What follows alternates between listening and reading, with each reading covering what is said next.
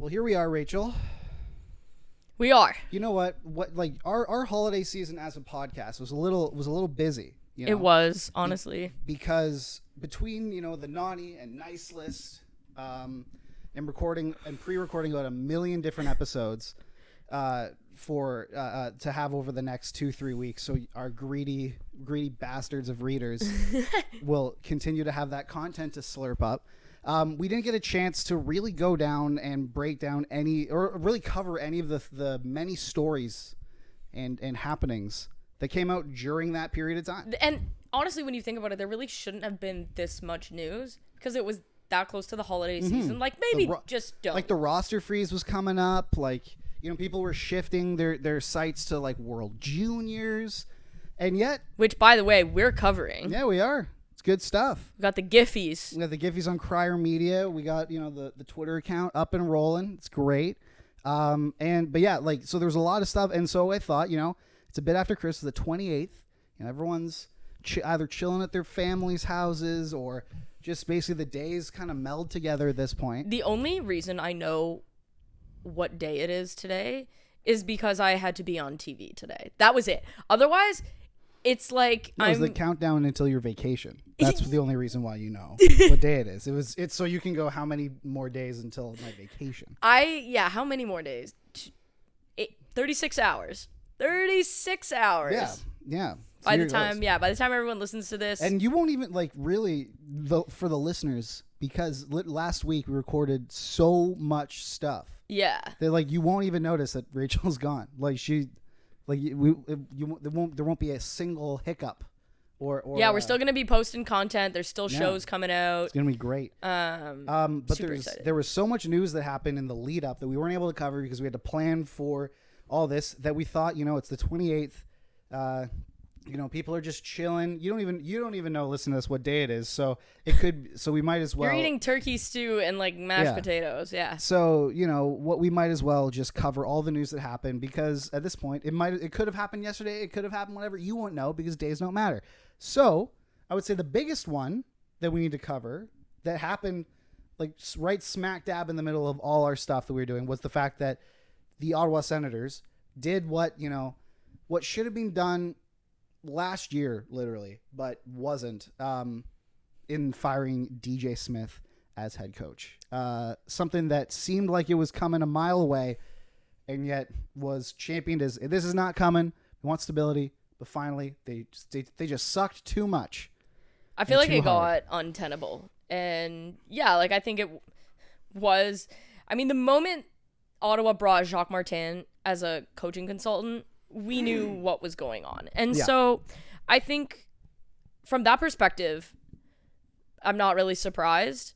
But DJ Smith, like, you could tell he hadn't lost the room. No. They love him. Yeah, like, Brady Tkachuk, by all accounts, was pissed that they made this decision. He looked like he was about to cry when he was talking about it. It actually almost reminded me of when Dennis Savard was fired in Patrick Kane's second year. And Patrick Kane was, like, in tears meeting the media. Like, Brady Tkachuk is obviously not that way, generally speaking, but you could tell that he was not necessarily on side with the decision as the captain of the team, and he's the spokesperson of the guys, like, in the room. And I think with DJ Smith, if you read the Ian Mendes story, yes, the Claire Hanna story, I was going to bring that up, yeah. I also, when all of my stuff was going down 18 months ago, through a mutual colleague, he would check in on me to make sure that, like, I was taking care of my mental health, and you weren't, but I wasn't at all. Yeah, so but you lied to DJ Smith through a third party. Solid. So that's cool. But it's one of those things where he's in a league where there are so many awful people, and we're gonna get there too. DJ Smith, I think, he's the anti-Mike Babcock in the sense that, like, he doesn't have necessarily the X's and O's acumen yet because he's inexperienced. Yes. But when it comes to dealing with players, communicating, how to treat people, like, he's top class. Top class. That was because there was, I believe it was during the 18-19 season, where the NHLPA player poll came out. Oh yeah. And the players were, and it was asked like, which assistant coach around the league do you think will like, or are you most confident will make the jump to like being a head coach? And DJ Smith won with like, it was a landslide. And keep in mind that this is for 32 coaches or even more like assistant coaches. There's like 2 or 3 on each team. DJ Smith won with like 36% of the vote, which is like a lot considering there's like 100 choices you can make. And it's because, you know, he was he was sort of like the especially, and you mentioned Babcock because he was an assistant coach for him for a long time. He's good cop. He was the conduit between, you know, between the players and the crazy dictator head coach. And I think that is sort of that almost put a ceiling on him in a way, because you have to go when you get promoted from being an assistant coach to a head coach, you go from being the good cop to the bad cop. Yeah. Like that is how that works. And it's one of those things where some guys really struggle to balance that because they still want to have those positive relationships with those players that they've developed. And you have to be able to hold players accountable too. And I'm not saying DJ Smith wasn't doing that. I actually think that this is more about developing as more of an X's and O's coach, because from a personable type of coach, he seems to get it. Yeah. Like for like the best sort of metaphor I can think up is like my grandma has a dog. Okay. Named Ruby. She's adorable. She's like 2 years old. She's about like yay big. But she's and whenever I go over, Ruby loves to hang out with me because I go over and I'm like the fun uncle, you know.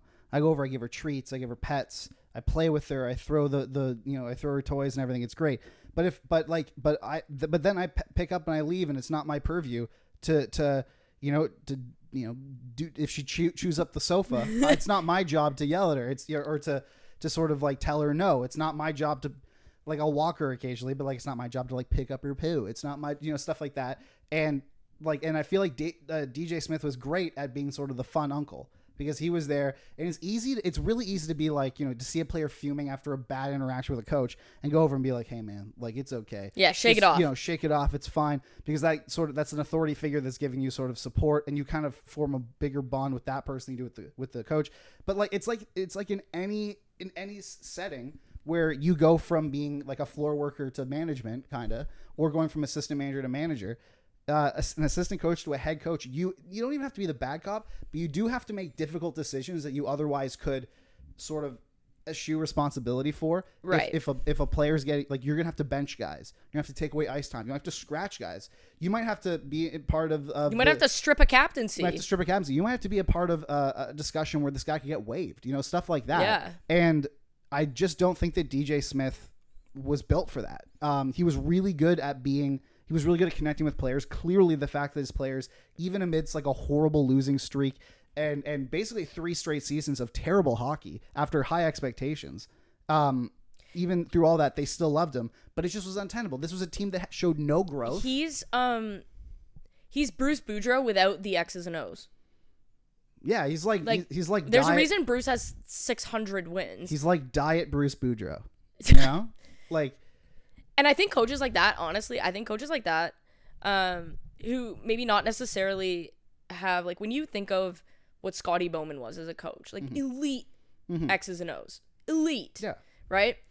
I think a guy like DJ Smith would actually be really well suited to like a World Junior or an Olympic team, because in those situations you're not playing systems. It's, we have the best players, we need to get them on the same page and get everyone pulling in the same direction, and they need to be motivated. Guys like Bruce Boudreau and DJ Smith are perfect for that, because that is where a guy like DJ Smith will be able to relate, get the players on board, and excel. So I almost wonder if he does some international kind of coaching. I could see that being a fit for him. He reminds me a lot of Pat Quinn. Like, Pat Quinn would just run 4 lines. Like, he would not line match even with the Leafs. But, you know, it was infuriating. It was crazy. But at that time, like in those Pat Quinn years, the Leafs had enough good players where that could be the case. And then look what happened when Pat Quinn was the head of the World Juniors, like the head coach of Canada's World Junior team.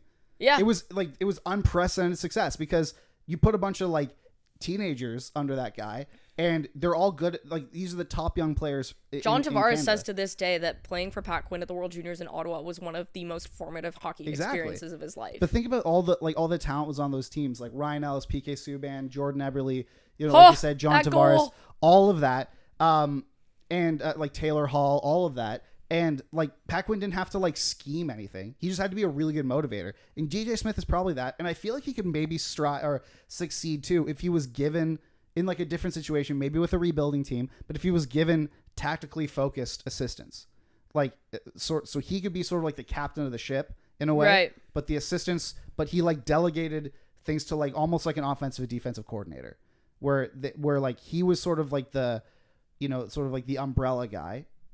But like when it came to, like the offense defensive systems, maybe not delegate fully, but like had a lot of input from two or three assistants that could help him, because obviously it's not tactical. But yeah, now another thing too is there'll be 5 coaches fired this year if you include Mike Babcock, which I do because I always want to include him in anything that brings shame to that name. But there'll be 5 coaches that have been fired this year: Babcock, DJ Smith, Dean Evison, Craig Berube, Jay Woodcroft. That is the highest that we've seen before Christmas in years. What is happening here? I think, remove Babcock because that's not a situation that happens all the time. The Columbus Blue Jackets did remove Babcock before he even had a practice. Yeah, so and I think it's important not, for people to remember. Yeah, that. so he never actually coached the team. But I just like bringing it up because it Right, brings but shame to okay, him. so I'm going to be bad cop here. He doesn't count because he never actually coached a game. Yeah. Um, Because he sucked. Yeah. Dean continue. Evison was more a function of and Woodcroft. more a function of the goaltending being a mess Both of them. than anything. Yeah. And then finally they get their ship righted. Edmonton by points percentage is, I think, a couple points percentage out of the wild card now. Like, I don't think it's all that much, and they also have like 4 or 5 games in hand. So there's a chance there. Berube, it kind of felt like he'd come to the end of his rope there. He had very clearly lost the room. Well, he had lost at least one player. Yeah. So that's different. Dean Evison wants to take a break because he wants to travel to Milan and Frankfurt with his wife and be a good husband. I love Exactly. that for him. I do think that there are some fits. Like, I could see the problem you have is like you have a young team, and we've established they need a guy that is good with relationships. Like, I could see a guy like Dean Evison being a fit there. I think that would be a terrific. I think Jay Woodcroft is a top end, like, is a really good available coach. I don't think, based on all of the crap that's happened, I don't think he's the guy to like come and be that steady hand on the wheel. I think they need somebody that's an overbearing personality that's basically going to say, get in line. And they need someone with experience, like NHL experience. And so the rumors have been, and we're going to get to the Jock Martin stuff in a sec, but the rumors have been that one sort of name atop the list, because Jock Martin is interim right now. I'm going to have like a 75 or whatever. brain cramp the way you say his name. Jock Martin. Yeah, no, you're driving me nuts. Jock Martin. Jacques Martin. Is like, he's like in his 70s. It's an interim job. He just I think he's there specifically because Andlauer and Steos trust him. He's been in the organization. Alfredson the same. And they want him to evaluate who is part of the problem and who's part of the solution going forward. Yeah, and absolutely. But so one name that was bandied about a lot is actually current Marlies head coach John Gruden. Not surprised at all. Because Andlauer, he had it's all. If Kyle Dubas had the Sault Ste. Marie Greyhounds, Michael Andlauer has the Hamilton Bulldogs. And Michael Andlauer owns the Hamilton Bulldogs. Exactly. And so did you know that Michael Andlauer's daughter is dating Ryan McLeod?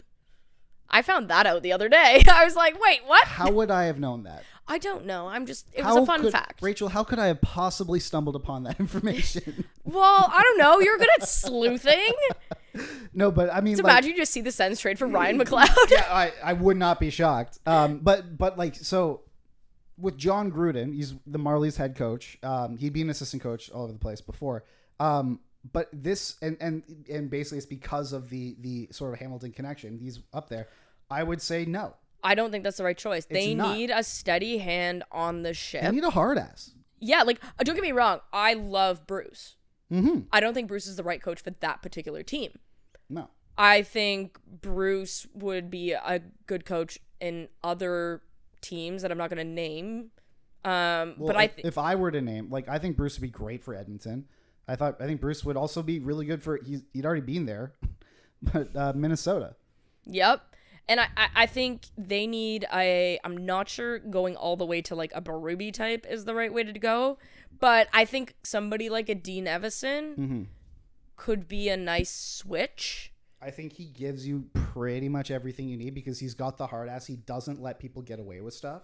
And Yeah. and I don't have any. And he's not afraid not to an give guys asshole. opportunities either. He's a hard ass, but he's not an asshole. You know, like he's not. Yeah. There's a difference between being like someone who's gruff and sort of like demanding, and then there's being an asshole. You can be gruff and demanding and Not be a complete jerk. and expect the best out of your players and push them to get that.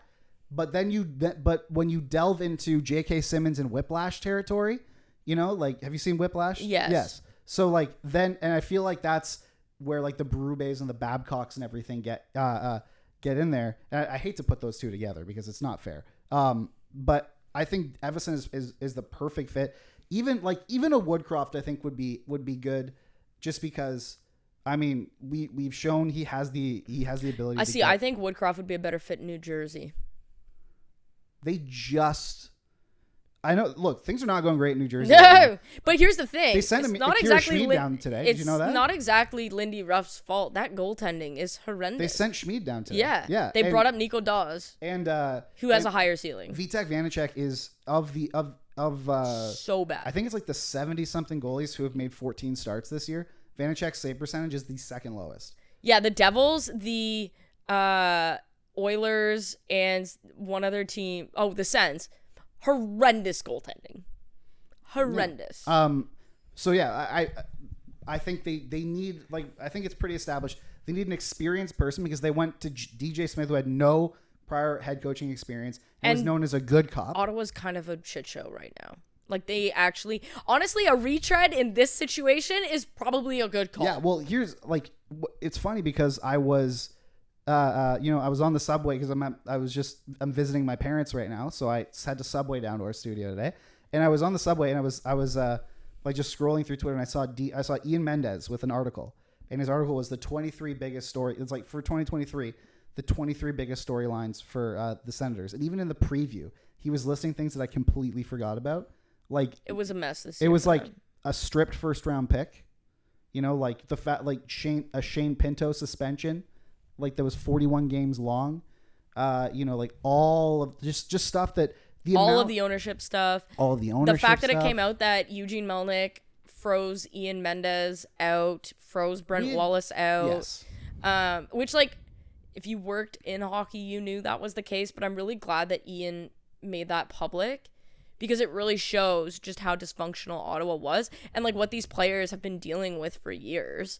Even like the Ryan Reynolds stuff, the DeBrincat saga, I totally forgot about. Okay, so we've spent 20 minutes. Hey, it's and talking as we should, because about the Sens. So now, and like, Jacques Martin is in.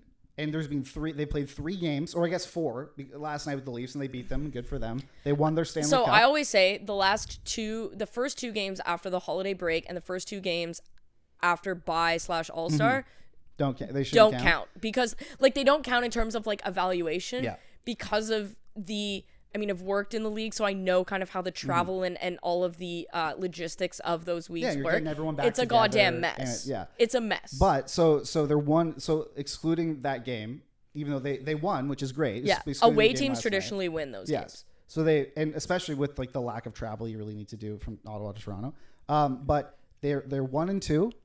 They have 12 goals for and 14 against. They've given up a ton of shots in those games. Like they had 93. Yeah, they're shots averaging giving up 34 shots. 111 shots against. They're only 2 for 12 on the power play in that span. Yeah, and meanwhile, they've allowed 5 power play goals against, including 4 against the Avs just themselves. They've been basically under 42% in like possession in Corsi in 2 of those 3 games. One of them was a win, funnily enough. And one thing that I was reading 32 Thoughts, like the last one before the holiday break, and one thing that Friedman had talked to an executive about. He was like, I wonder what if Martin comes in and his first thing is like taking ice time away. And so far, that hasn't been the case. All of the big guys have either maintained their ice time, like Batherson, Giroux, Stützle, Tkachuk, Sanderson.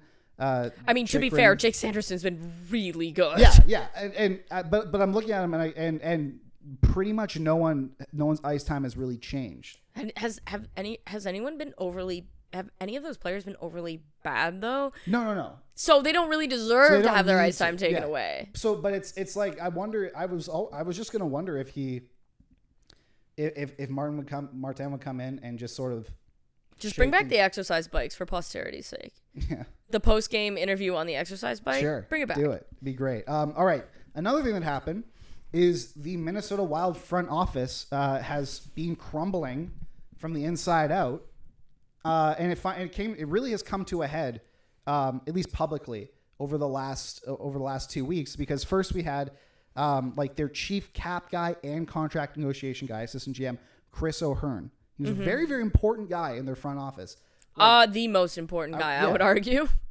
Do you conclude Judd Brackett as someone in the front office? No. Okay, then yes, you're right. The most important Judd guy. does not live in Minnesota. Yeah, he is there you not go. in the front Okay, office. so but in terms of actual front, like. Although I would probably look to elevate somebody like Judd to an AGM position because he's that good at his job. Yeah, and who knows? Look, they have vacancies. The thing about Minnesota too is they have like in the new world where like there's a ton of different new positions. They have, I think it's the thinnest front office in the league. Yeah, their owner doesn't like to spend money. Leopold, I'm gonna go with that. Yeah. We're mentioning a lot of owners that are like also linked to weird people, and I'm starting to realize there might be a thread there. Do you think there might be a trend? There might be a trend, but so Chris O'Hearn, it was announced that they had mutually agreed to part ways, which is really weird because this is an extremely important person, middle of the season, in like first week of December. That doesn't happen unprompted by something, and it turns out that there was a workplace, like a workplace incident report filed against Bill Guerin for harboring a toxic work environment, namely by like just berating people all the time. And it was determined that Guerin did not act horribly enough to, I guess, to deserve a firing. He was able to keep his job, at least by the report. But then days later, Andrew Haight, the team operations guy who has been with the team for like 12 years, has they also mutually agreed to part ways. So mutually is doing a lot of work here, and I'm starting to wonder, Rachel, and by starting to wonder, I mean I know because I have looked into this. It's not mutual. No.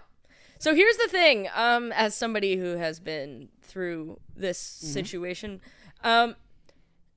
if you whistleblow in hockey, like in the NHL, you go to your HR department. Yep. Instead of actually, like, if I went to the HR department at the bank and said XYZ happened, HR conducts the investigation.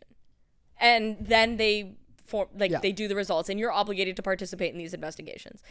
In the NHL, let me run down for you the process. By all means. You go and you say, I saw this, I'm uncomfortable with this, but you work in hockey operations. They go to the chief of hockey operations, depending on who it is, the president or the GM, whatever, on the hockey side, not the business side. So if it's usually your GM, unless you have like a president of hockey operations, or in the case of, and I believe this is the only case, no, two, Jeff Jackson and Brendan Shanahan, because they're hockey people also overseeing, like, the HR department will go to them and be like, hey, we've received this complaint. What do you want to do about it?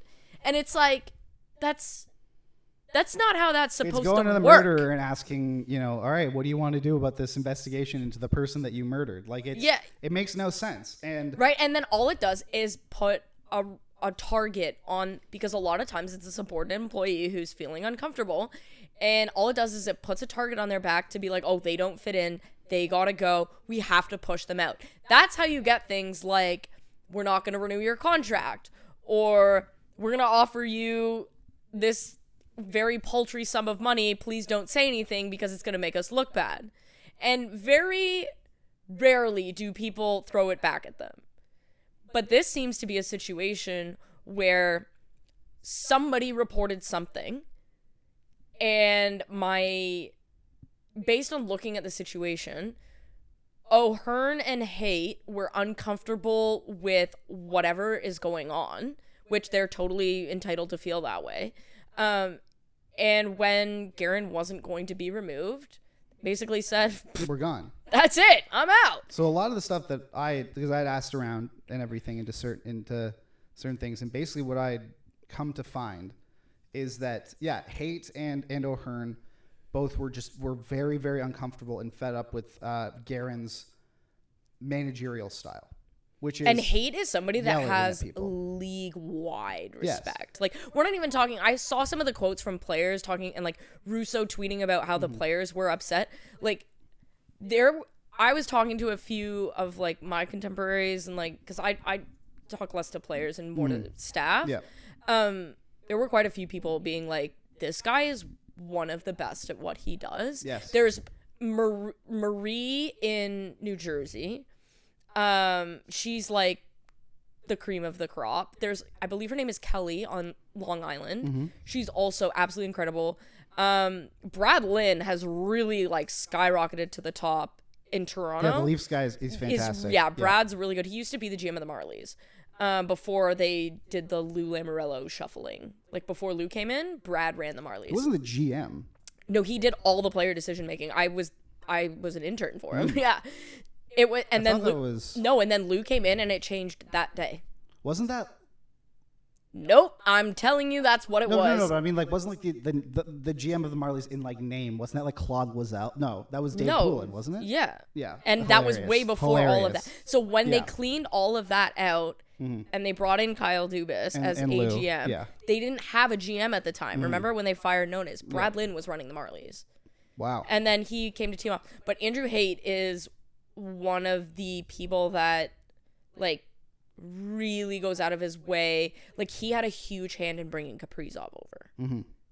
Which was, if you Which remember, is a franchise-altering situation for and the if you Minnesota remember Wild. doing that was like a Herculean effort because, like, like, how do you think they got him here? It looked like Kaprizov was never going to come. Yeah. Every and year. It was Andrew Haight that organized all of that. And that's huge. And he has gone over this. So whatever it was, in hockey, there's so much, I will say this, in hockey, there's so much that happens that, like, you let fly. There are things that would get you immediately fired hockey, at a bank. The thing is, in hockey and in, like, media, anything when it comes to that, you put up with a lot of stuff that, you know, you work, like and you you're said, just you work like, for TD or whatever. Part of the gig. Yeah. For both of these guys to say, check, please. We're done. Yeah. That means, to me, we're probably missing something here. And it, like, these are all, I can also tell the people who work in sports, you have to be extremely passionate about what you do. And this is sports and sports media, anything like that. And for people like this, for O'Hearn and Haight, who had been there for so long, to leave an organization like that midway through the season. Losing your team liaison First of all, midway through the season. terrible. Good luck with that. But for them to leave that situation, but them to make the choice to leave, like, I just went through something similar like this, to make the decision to leave in the middle of the season when you haven't, you know, when you feel like there's still more to go, but you just can't do it. You just can't keep putting up with this. It has to have gone, like, that situation has to have been dire, and it was. And Russo has reported it. I asked around, like, the players are pissed. And this started to really come to a head in Sweden for the Global Series. And if you notice, the Wild did not do great in the Global Series. They looked awful. They kind of got shellacked in both games, and were really unhappy. And this was, like they are furious. This could be something on top of Evason getting fired for... And they've been good under Hines. They have. They've been legit good under Hines. Because John Hines is a good coach.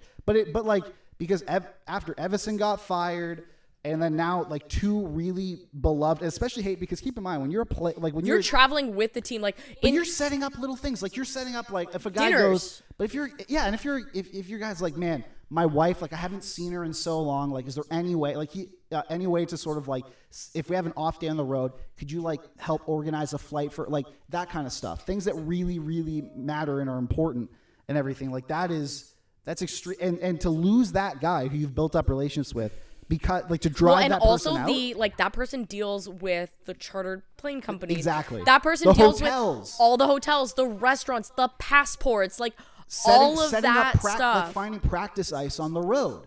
Like for back-to-backs. Like I remember setting travel schedules on back-to-backs so it works best for players. Like it's when I was in Vancouver, Brownie is the guy there, and like the amount of work that guy does. It has Andrew's job in Vancouver, and the travel in the West is crazy. Awful. Yeah. And so losing, like, I can't even imagine what would happen, like, being in that environment. If we would have lost Brownie, like, in the middle of anything, we'd have been like, hi, this is a major emergency. But like, what do you do? Like this is a guy. You're screwed. You're absolutely. It falls on your team admin. But yeah, I but want then to you're know. overextending people who are not in this job. Like I think that Andrew leaving is a bigger issue than Chris O'Hearn because, and only because the Minnesota cap is an issue right now. Yeah. But Ray Shero is a senior advisor to Bill Guerin, and Ray is really good with the cap. Like, he knows it really well. Like, I remember the conversations him and like our cap guy in New Jersey used to have, the guy who wrote the cap, and they were like really in depth, and like Ray gets it. So I think they can manage if Ray sort of is helping out in that sense, and I get the sense that he probably is. Well, he has to. There's no one else. But the team liaison, there's no quick fix for that. yeah, that's a problem. Like that, That's a big issue. You're either you can't just hire any Tom, Dick, and Harry to do that either. And you're either overextending, like like the deputies kind of in that department, or usually there aren't any. Yeah, like usually it's that one guy who handles all of that, and he just like liaises with PR. And I wouldn't be surprised if, depending on what happens with ownership, whatever. But also like ownership, we have to. Yes, Guerin is at fault for all this, basically. But where's Craig Leopold? But Craig Leopold, and keep in mind, like Craig Leopold doesn't exactly have a sterling record when it comes to executives recently. Like he was the guy who signed Chuck Fletcher, who then signed the two contracts that basically put the NHL into a lockout. Fenton. And then he was in charge of the Paul Fenton debacle.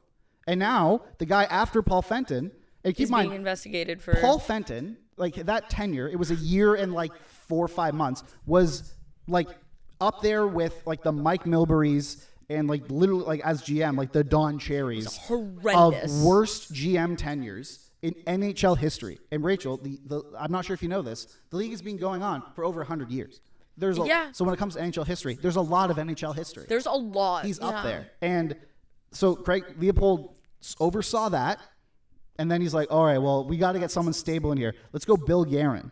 And all Bill Guerin has done is like fostered a toxic work environment. Work environment, driven out the two most important front office guys there are, and also rack up like 4 years straight of like $14 million in dead cap, because the other guy that Craig Leopold signed 2 terrible contracts, and on top of that, he's also built a team that if getting bounced in 5 games in the first round was an Olympic sport, they'd be goddamn Michael Phelps. So this is very tinfoil hat of me, and we We probably love shouldn't delve too deep into it. I'm saying in the new year, we got to make a tinfoil hat and have it on the podcast. So anytime we bring up sort of a conspiracy theory, put it on.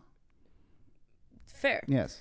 So when you like grab the dog, yep. There you go.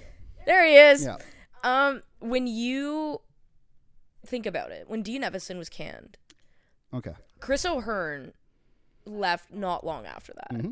I wonder, because everyone agreed Dean Evason was not the issue. Yes. I wonder if Guerin potentially found out that all of this was happening, and in a fit of like, not like retaliation, but as in a way to like keep his power. In a way to self-protection. In self-preservation mode, fired Evason.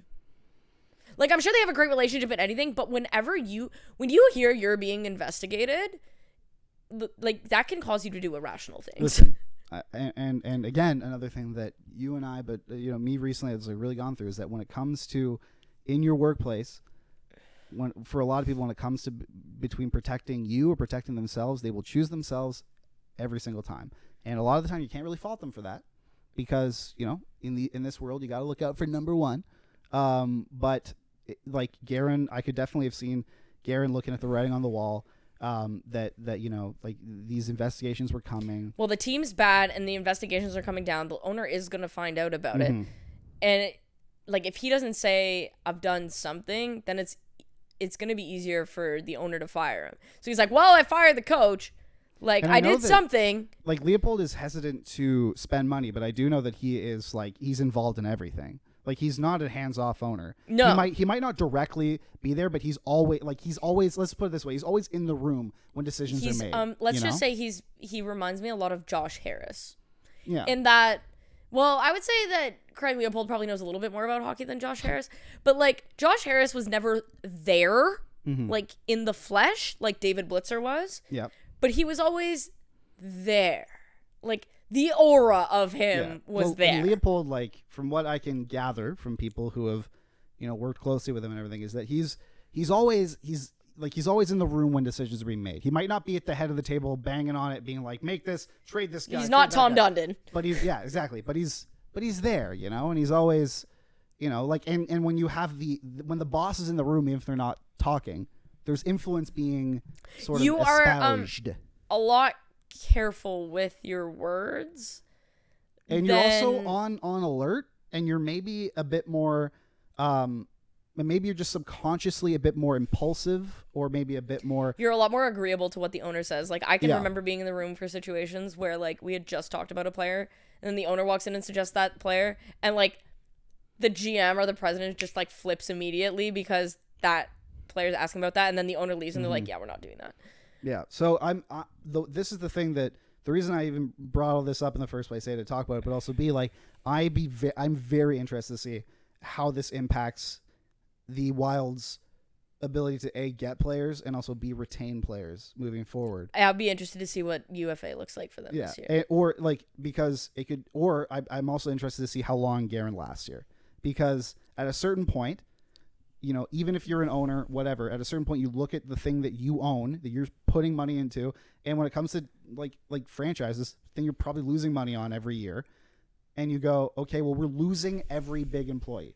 We're losing our team operations guys being there forever. We're losing our cap and contract negotiation guy. We already had to fire a coach, so we're already paying a guy not to work for us. And by the way, you have to pay out those guys as well. Exactly.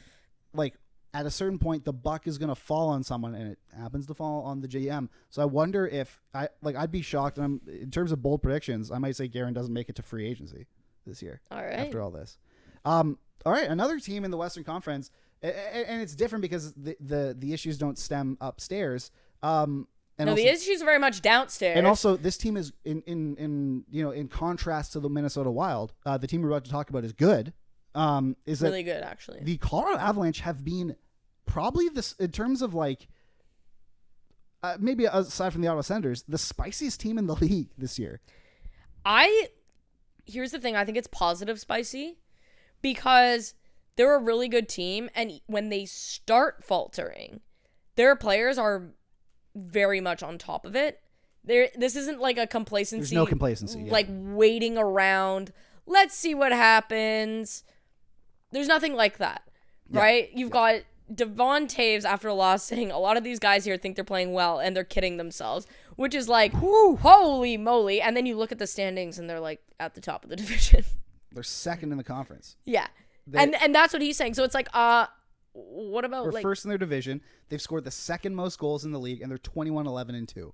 21-11-3 because they lost last night in overtime to the So Coyotes. if they're not playing well, that's terrifying, frankly. And on top of that, keep in mind, like, Cale Makar has been in and out of the lineup all season. And when he's in the lineup, he's hurt. And he's still like a Norris candidate. Yeah. But he's like, this is, so on top of that, we had Devon Toews sit in front of cameras in a locker room. So there are people around him, players around him. I was in a locker room. It was on TV too. Yeah. Well, I was in a locker room and will likely be in a locker room like every day moving forward. And believe me, like the players can hear everything their other players, their teammates are saying in the media. Devin Taves is looking at a camera going, there's a lot of guys in this room that think they're playing well and they're kidding themselves. I might, Michael Jordan that and take it personally. Yeah. And then there was one of the most baffling sort of sagas or sequences that happened about a week before this happened, whereas Mikko Rantanen coming out and basically giving it in the media to his teammate's dad, which to is Artturi Lehkonen's dad, so amazing. who is a Finnish commentator, like a Finnish Stephen A. Smith. Yeah, he's type not just commentator. like some dad. Yeah, he's basically like the Finnish Stephen A. Smith or whatever, and he accused Mikko Rantanen. Again, another weird decision to be made here. Yeah, like He maybe accused- not. He accused Mikko Rantanen of not training hard in the summer. Meanwhile, Mikko Rantanen's like literally a Hart candidate this Yeah. year. Like he's playing incredible. And Mikko If you're Rantanen gonna comes in criticize somebody on the Avs, maybe not Mikko Rantanen. and he gets like 4 points in the game and is just like, you see that? Like my teammate's dad, which regardless of anything, like, and they've said that like, there's no beef between them, but like if I was beefing with your dad, it would I'd make be this like- podcast like a little awkward, right? Like even if you agreed with me or you wanted to stay out of it, like if there was an underlying thing of me sitting here going like, man, I really wish I could fight Rachel's dad right now. Like that would make things awkward. Or like if you're Arturi, you'd be like, "Hey, Dad, Can you shut up, maybe? maybe don't talk about my teammates." Like you're messing with my job. Or like maybe pick not a Finnish player that I play with. Yeah. Pick a different one. You can pick a Finnish player, just not on my team. Like Yeah. what? Yeah. Don't do that. If And you're on- gonna talk about my team, it needs to be in a positive fashion Mm-hmm. because you're my dad. Yes. Or even if not in a, like you can criticize how we're playing, but don't be like this guy is out of shape and he's lazy. You know? Leave that to Like, the other people. What do you think is going to happen there? How am I supposed to show up at training camp and be like, "Hey man, how was your summer?" Like, "Oh yeah. Well, your dad called me fat, so I mean that was kind of weird, but okay." yeah, that like kind of thing. Other than that, my summer was great. I went jet skiing. Like, what are you gonna do? And on top of that, too, this happened again on camera. Is that Georgiev let in a goal, I believe 2 weeks ago during a game, and slashed his own defenseman Sam Malinsky's stick. Apparently, that was I didn't see that. that was dealt with behind like closed doors after like Georgiev apologized. That's what Ellie Friedman said, at least. But like for a team that again is first in their division, and it's a difficult division, first in their division, they've scored the second most goals in the league. They're 21-11-2 or 21-11-3. Yeah, it's not that bad, guys. This is like what is happening here? Well, but that's championship mindset. Yeah. Right? That is, if you allow that to fester, that's how you end up like Edmonton. That's how you end up like Toronto. Mm-hmm. Right? And It's true. so I kind of like it. Like, we need some of that dog mentality. That DAWG. Yeah, the dog. Mm-hmm. I think Artturi Lehkonen's dad should probably just Shut up. shut up. Like stop talking. Unless, and I mean, it's funny you brought up Stephen A. Smith. Skip Bayless. Is Taylor Swift a distraction? My brother in Christ. Have you seen yourself on television? If Taylor, okay, so we like the Chiefs. Just a real quick aside, because I think it's important to talk about the Chiefs. They lost a just embarrassing game to the Raiders on Christmas Oh, it's Day. awful. Like, and my sister, who's a big Chiefs fan, was losing her mind. Was it over Taylor Swift's fault though? And I said in the middle of the game, I'm like, if Patrick Mahomes like had all of his receivers like go on their knees and he just point blank executed all of them on national television, I would testify that he didn't do it Yeah. in court. If you look at this Chiefs team and how they operate, and you think that a pop star in like the top box, so far away from the field, is the problem, and not Kadarius Toney literally giving the other team an interception every game and lining up offside, and every receiver, Marquez Valdez-Scantling doing the same every thing. single receiver not being able to catch a single pass. If you think that's the problem, get out of here. Yeah. And also, them calling Taylor Swift a distraction when Michael Irvin, during his playing career, was found out to have like prostitutes and drugs at his house. You want to talk about a distraction? Like, He just sounds cool as hell. That's all I'll say. But also, yeah, it makes you have makes no nobody to sense. blame but yourself. Yeah. But also, if you're the parent of a player's dad, of a player, don't. maybe like if you want to say, oh, they're not playing very well, that's well, they are, but But that's also, like, fine. But you don't need to be like, Miko Rantanen spent too much time in a bikini this summer or whatever he said. said I was this like, first of all. That would be Jesus. super hot. If Mika Rantanen was in a bikini this summer. Crazy. No, but like it's unnecessary, and it was also he said it during the summer, so it was clearly like it wasn't like Mika Rantanen had a bad game the night before. It's in July or August. Yeah, this guy's just minding his own business, going to the ridiculous. beach, and you're Yeah. out here. And let's say Mika Rantanen, let's say he didn't, but let's say he actually did like neglect his training over the offseason. It's not your place to call it out. As a journalist, you think my son is on his team. Maybe I should not be the guy who breaks this. Right. It should be Maybe someone it else. should be somebody else. There's a reason why, like, for example, there's a reason why I didn't, when you got hired by the Vancouver Canucks, I didn't suddenly become the Vancouver insider. Because Yeah. people would start to wonder and question or at least question where those scoops were coming. Yeah. You know, and it's the same thing where it's like maybe you give that to your contemporary, maybe you give that to someone on a different show. You know, you're all under one big corporate umbrella. Doesn't have to be you. Now in positive news, a couple days ago, we had our first night with 2 Michigans in it, 2 Michigan goals. So Trevor Zegras returned and scored a Michigan. That's great. A mission again, We need to have a chat about Connor Bedard, though. This dude and then he scored an overtime. He scored an overtime winner last night. That was disgusting. He curved the bullet and wanted If you watch, first of all, Connor Hellebuck's been on a heater. He's Mm-hmm. been one of the best goalies in December in the entire league. He made Connor Hellebuyck fall to his knees in despair. Literally, if you watch the clip. If you watch Hellebuck's movement, Hellebuck is completely sold he's going blocker. Yeah. But if you watch the deceptiveness in Bedard's release, that slight pull that only him and Matthews really have to Yes. change that angle, immediately you see Hellebuck freeze and go, you could just see him "No." go, oh God. And zoom. But not only that, it was pretty much end to end through everyone on the ice and just zip to the back of the net. The best part about it, though, was the Vince Carter celebration. It's over. But you think about it, in the span of a week, this guy's done the Michigan and scored one of the nicest OT winners of the year. He has 8 points in 5 games. Is that good? It's pretty good. Which also includes it includes a Michigan, an OT winner, and 3 multi-point games. Yeah, that seems good. He's on pace for 77 points now. Jesus. You know, he's an outside shot at 40 goals. He is. And we're sitting here debating who the rookie of the year is. Yeah. Well, I mean, no, we're not, because we know it's Connor Bedard. Yeah, we're not sitting here debating anything. It's Connor Bedard, Brock Faber, Mm-hmm. everyone else. Maybe even Connor Bedard, Brock Faber, Logan Cooley, Pavel Mentyukov. No. All of them have all and fallen then off. Below. No, everyone they're else. done. All of it. It's literally Bedard in a category on his own, Faber in a category on his own, and then everyone else, it doesn't even matter. Faber is I feel like Faber's the Ovechkin to Crosby, or the Crosby to Ovechkin in the 2005-2006 Calder voting, because it was 2 generational dudes come in. And Yeah, but Faber's not generational. Faber's not you know what I mean? Two guys who are performing unbelievable. They both got over 100 points. One got 50 goals, the other guy almost got 40, but crazy stuff. But one of them's got to win. Clear, the future is very bright. What I loved is that these 2 Michigans happen, and they're 2 of the top young players in the league.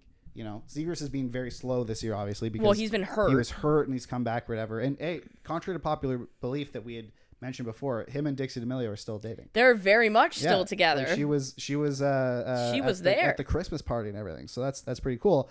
Wouldn't want to market that, though. No. Which, by definitely the not. way, Emily Kaplan reported. I don't even want to give this oxygen. Mike and I This is so stupid. Mike and I have talked about the need to market players. We've talked about it on the podcast. We spent an entire episode talking about it. That's what I'm saying. Yeah. We have talked about this ad nauseum.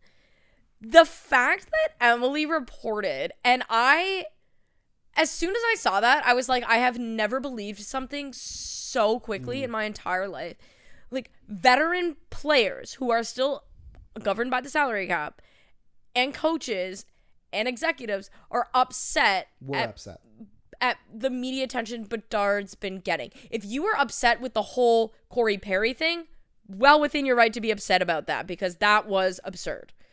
But if you're upset that this guy is in commercials and is being talked about on leading Sports Center and all this stuff, you also don't get to complain about the salary cap or escrow or anything, because this kid, if he is marketed correctly, has the power to completely explode the growth of this game and therefore the salary cap. Do you want to be paid more money or not? Those players, they already got their bucks. God, they don't so care. Annoying. It's like what happened with the like, players how union. dare you celebrate? But it's like what happened with the players union in 0506 or in the 90s that led to a 506, where the player, like that chunk of players basically sold out their future players to get their money. You know, like these veteran people, they've already. I honestly think if you're the salary cap. If you're over the age of like 32, unless you're like a Crosby or something like that, you like, unless you're voted in and let's say there's like 3 spots, the decision should be made by players who are outside of their entry level deals, but below the age of like 32, because they're in charge of the future of the league. It's just like how people over 70 shouldn't be able to vote. They really shouldn't. Like, you don't pick a movie. You don't like, if you're with a group of friends, you're in charge of picking the movie, and then you leave 30 minutes into the movie and leave the rest of your friends with the terrible movie that you picked that they have to keep watching. That's not fair. And that's basically what it's like to see a 78-year-old go be like, I like Donald Trump because he tells it like it is, you know? You're like, you're going to be dead. Cool, Grandma. You don't have to deal with the fact that it's been raining every day when it should be snowing, and it's December 28th and it's 8 degrees outside right now. Celsius. You know, crazy. Anyway, I think it's a great idea. I think it's great that there are 2 Michigans in one night, and it was done by the 2 of the top young players in the league. I like the fact that Connor Bedard is starting to get a little sauce. You know, he's love the sauce. He's doing it's over. He's doing like, you know, give me the sauce. We're starting to look at, for a guy, and keep in mind all he's gone through this year from transitioning into the NHL, and also like in his first sort of couple months being hit with a disgusting personal, like total fabricated rumor. And now he's here and he's scoring OT winners. He's doing a great job, and he's starting to feel himself, and I like that. It's good. And before we leave off, obviously we're big PWHL fans. In the new year, we're gonna have our segment. Also, keep in mind that we also have a great interview with Spencer Gillis, PWHL agent, coming out over the next couple of weeks. But the PWHL landed Air Canada, pun intended, as a sponsor. Do we think the bags are gonna get there on time? It's Air Canada, so probably not. But the fact that they're on board now as the inaugural sponsor, they're pun going to get intended as well. Yep. Mm-hmm. They're going to get a jersey patch on Montreal. They're in on the ground floor, and the fact that a major, like, this is Canada's airline that we don't have for people who live in Europe and in the US. We don't have decentralized airlines here. We have national airlines, and which is why, if you want to fly here, it is obscenely expensive. Yeah, we don't have like the Spirit Airlines and the Southwest. You know, like, no, we have Air Canada and WestJet, and then Porter goes some places, and even that. And their planes are tiny. They don't even have yeah. Porter is basically like taking a Greyhound in the air, basically. Yeah, it's one of those things. And so for Air Canada, which is the premier airline in this country, not for service, don't get it twisted, but in terms of like routes and notoriety, this is huge. Yeah. Because with the sponsorship, I'm assuming it's monetary, but as well, like, I know MLS didn't have charters for up until COVID, right? And they're a much more established league. But I think with Air Canada, at least now, like, the women are going to have benefits of having Air Canada. Like, there's going to be... Even if they're in business class. You know? Exactly. Like, business class, yeah. Priority boarding. Like, maybe they do get charters for, like, the playoffs, things like that. Like, we don't know what the full benefits are, but the fact that Air Canada... mimosas when they sit down. Damn, I would like pretty that. Cool. The fact that Air Canada has jumped on board so early on is a really positive sign for the league, because Air Canada is not going bankrupt anytime soon. They are, 1, listed on the stock market, and 2, they are partially funded by the government. Well, the government won't let them go out of... Exactly. Like, it would be nice if they did. We saw that during COVID. The government literally won't let them. So I think it's cool, and I think with this sponsorship, the PWHL is ready to take off into success. You think that, huh? On that note, we're going to leave you. We have about 1 million, if I'm correctly counting here, about 1 million episodes that are going to be that we've pre-recorded that will be coming out over the next 2 weeks. So it literally won't even be like we are gone. But we hope you all had a lovely holiday season. Make sure to subscribe to the YouTube. Follow us on TikTok, Twitter. Check out some other stuff we're doing on Crier Media. And on top, follow us on Twitch. Streams will be coming back. Mike is so back. He took a holiday break. Yeah. And now great. he's back. It will likely be probably Sunday night this week, but I'll have to stay tuned for that. And then, so we hope you and your family had a lovely holiday season, and that you are ready for a lot of fun content in the new year, because it is going to be great. And before you go as well, Jumpstart, they're a charity of choice. Make sure to donate to Jumpstart to help children from economically disadvantaged communities play team sports, which is extremely, extremely beneficial to their development. And it's just a great cause. So donate. A link will be in our episode bio, and we will see you soon.